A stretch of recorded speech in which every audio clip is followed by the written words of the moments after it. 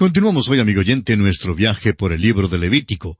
En nuestro programa anterior estábamos considerando los tiempos santos y el día de reposo, que es el primer aspecto dentro del tema central de las fiestas santas en este capítulo 23 de Levítico. Y decíamos que el día semanal de reposo no se puede designar propiamente como uno de los días de fiesta especiales para el pueblo hebreo, porque es premosaico y data de la creación original. Mencionamos también que cuando los israelitas eran esclavos en Egipto, tenían que trabajar todos los días. Pero ahora el día de reposo se vinculaba con su liberación. Por eso debían separar un día de cada 7 para adorar a Dios, en el cual debía haber un cese completo de toda actividad y trabajo. Además, dijimos que la iglesia primitiva igualmente separó un día de la semana, y el día que escogieron fue el domingo, el primer día de la semana. Porque en ese día fue cuando nuestro Señor Jesucristo resucitó de entre los muertos. Ese es el día cuando nos fue dada la salvación completa. El apóstol Pablo dice en su carta a los Romanos, capítulo 4, versículo 25, el cual fue entregado por nuestras transgresiones y resucitado para nuestra justificación. El día de reposo pertenece a la vieja creación, pero nosotros pertenecemos a la nueva creación, como dice Pablo en su segunda carta a los Corintios, capítulo 5, versículo 17. De modo que si alguno está en Cristo, nueva criatura es decir, nueva creación es. Las cosas viejas pasaron, he aquí todas son hechas nuevas. Honramos a Cristo, amigo oyente, apartando el primer día de la semana. El día de reposo era como una especie de metro graduado para medir el tiempo para Israel. Hablaba de la cesación de todo trabajo y actividad, y al mismo tiempo anticipaba una nueva semana, cuando habría una nueva creación.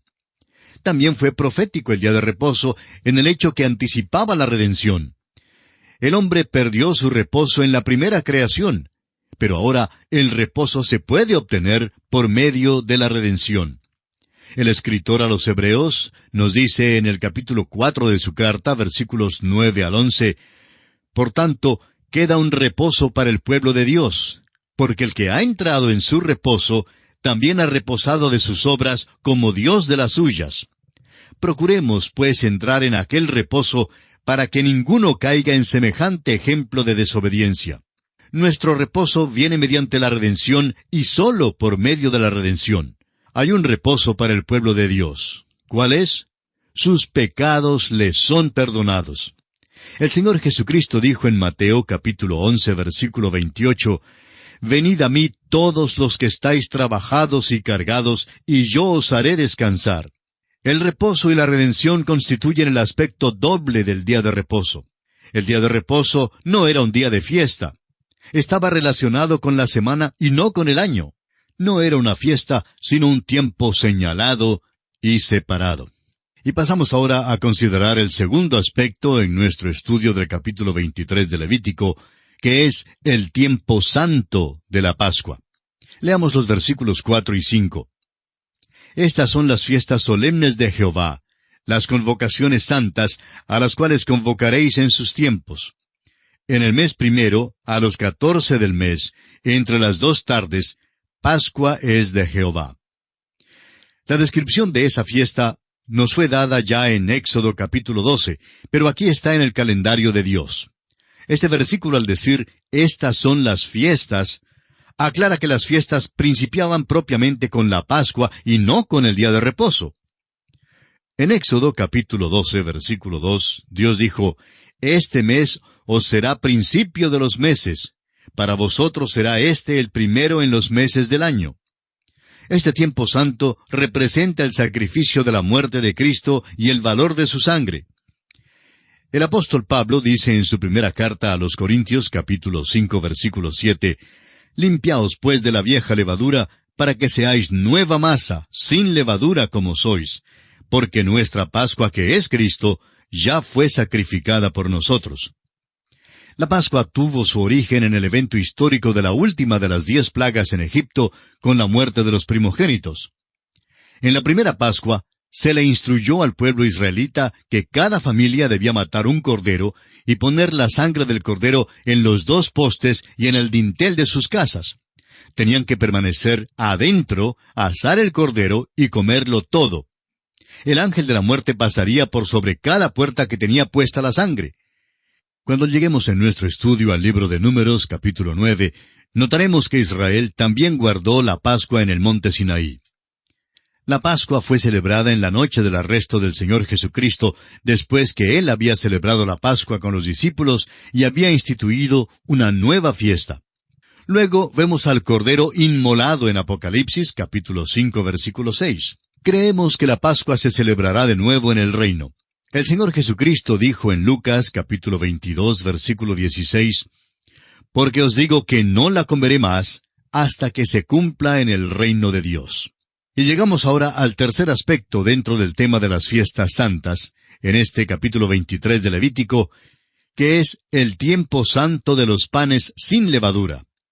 Leamos ahora los versículos 6 al 8.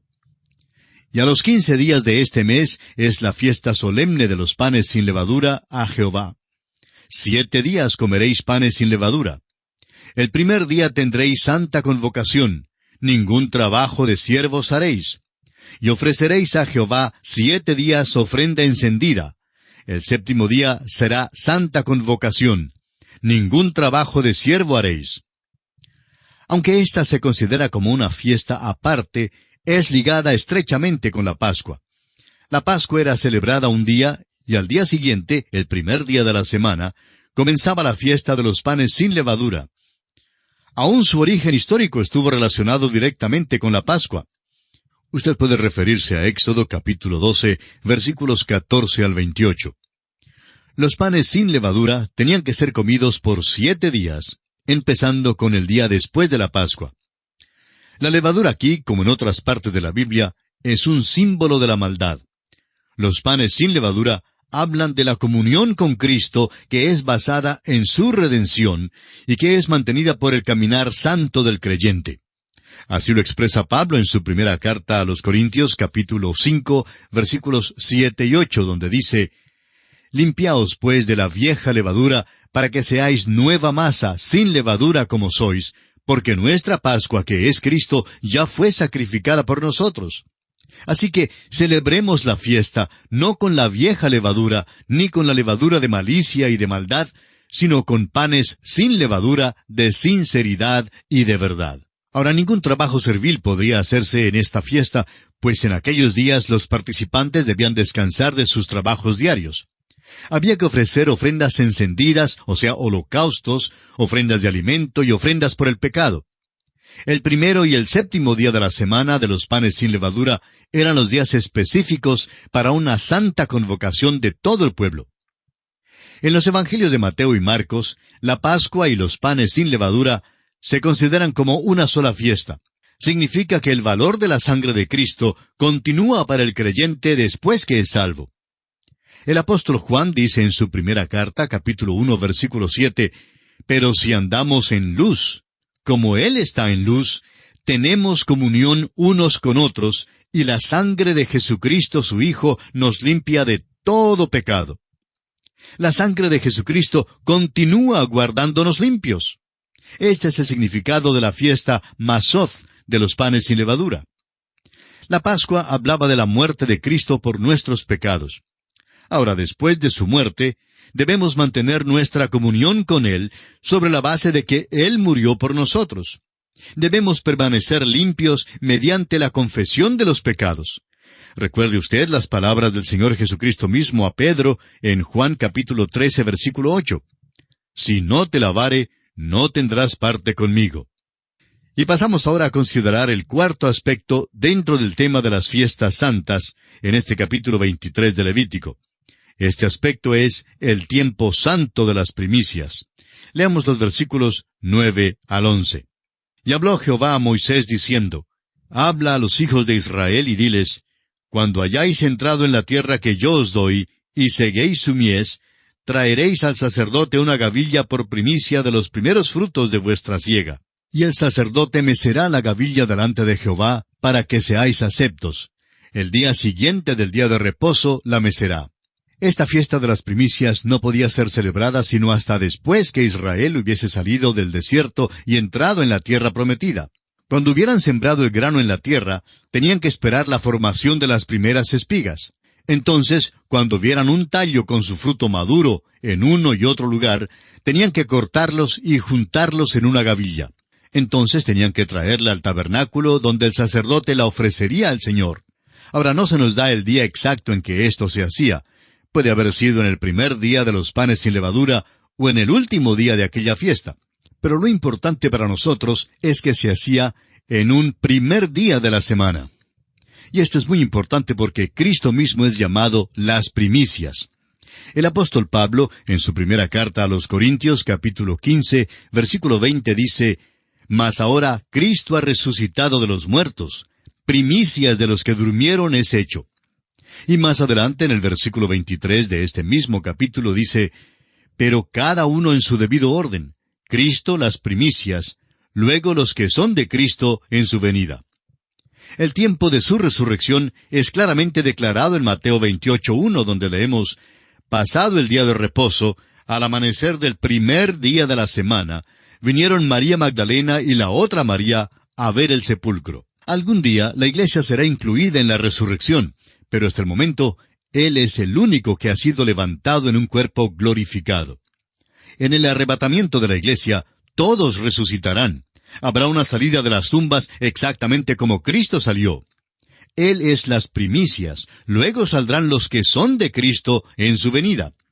El mismo Señor Jesucristo declaró en Juan capítulo 12, versículo 24, de cierto os digo, que si el grano de trigo no cae en la tierra y muere, queda solo, pero si muere, lleva mucho fruto». Amigo oyente, lo que todo esto enseña es que la ofrenda de las primicias indicaba que seguiría la cosecha. Continuemos ahora leyendo los versículos 12 al 14 de este capítulo 23 de Levítico. «Y el día que ofrezcáis la gavilla, ofreceréis un cordero de 1 año, sin defecto, en holocausto a Jehová. Su ofrenda será 2/10 de efa de flor de harina amasada con aceite, ofrenda encendida a Jehová en olor gratísimo. Y su libación será de vino, la 1/4 parte de un hin. No comeréis pan, ni grano tostado, ni espiga fresca, hasta este mismo día, hasta que hayáis ofrecido la ofrenda de vuestro Dios.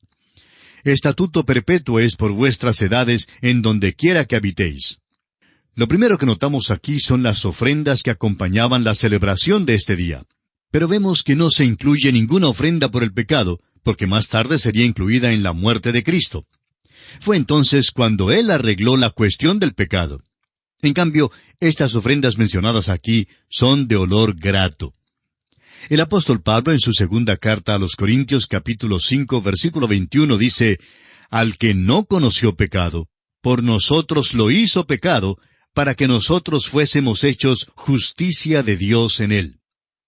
Y en el Evangelio según San Juan, capítulo 14, versículo 19, el Señor Jesucristo dijo: «Porque yo vivo, vosotros también viviréis». Esta es una gloriosa verdad la que tenemos aquí. No se podía gozar de la nueva cosecha del grano, sino hasta después que esta ofrenda fuera mecida delante de Jehová. Para el creyente, la muerte y la resurrección de Cristo le trae a nuevas relaciones y bendiciones. El apóstol Pablo en su segunda carta a los Corintios capítulo 5 versículo 17 dice: «De modo que si alguno está en Cristo, nueva criatura es. Las cosas viejas pasaron. He aquí todas son hechas nuevas». Eso no quiere decir que solo cambian algunos hábitos. Significa que somos sacados o apartados del viejo Adán y somos entonces unidos al Señor Jesucristo. Ahora tenemos un nuevo propósito, una nueva meta, un nuevo gozo y una nueva vida. Todo es nuevo. Y llegamos ahora al quinto aspecto en consideración dentro de nuestro estudio de este capítulo 23 de Levítico. Este aspecto es el tiempo santo de Pentecostés. Note usted el orden metódico y la secuencia cronológica que tenemos aquí. Primero, la Pascua, o sea, Cristo, quien es nuestra Pascua, es sacrificado por nosotros. Los panes sin levadura son la participación de las cosas de Cristo, la comunión con Él. Luego, las primicias significan a Cristo resucitado, las primicias de los muertos. Y ahora llegamos al tiempo de Pentecostés. Leamos los versículos 15 y 16 de este capítulo 23 de Levítico. Y contaréis desde el día que sigue al día de reposo, desde el día en que ofrecisteis la gavilla de la ofrenda mecida, 7 semanas cumplidas serán. Hasta el día siguiente del 7º día de reposo, contaréis 50 días. Entonces ofreceréis el nuevo grano a Jehová. No nos queda tiempo suficiente para entrar en todos los detalles de este aspecto, y creemos que tendremos que ampliarlo en nuestro próximo programa. Pero hay varias cosas que creemos merecen nuestra atención al considerar esta fiesta de Pentecostés, especialmente en vista de que hoy en día se le está dando mucha importancia a ciertas cosas que en realidad no tienen base bíblica alguna en cuanto a Pentecostés. Notemos en primer lugar que la fiesta de Pentecostés se celebraba siempre en el primer día de la semana. Las instrucciones dadas para su celebración estipulaban que tenían que transcurrir 7 semanas, o sea, 49 días después del día de la ofrenda de las primicias de las gavillas, y que luego, en el 50º día, o sea, en el día inmediatamente después del 7º sábado, el primer día de la 8ª semana, ese era el día de Pentecostés. La palabra misma, Pentecostés, significa 50. Y así, la fiesta de Pentecostés se celebraba justamente 50 días después del día de la ofrenda de las primicias de las gavillas. Y aquí, amigo oyente, tenemos que detenernos por esta oportunidad porque nuestro tiempo se ha agotado. Como dijimos antes, continuaremos este aspecto y lo ampliaremos en nuestro próximo programa. Mientras tanto, le recomendamos leer los siguientes versículos de este capítulo 23 de Levítico para mantenerse informado de lo que seguiremos estudiando en nuestra próxima visita. Será pues, Dios mediante, hasta nuestro próximo programa. Es nuestra oración que el Señor colme su vida de las ricas bendiciones del cielo.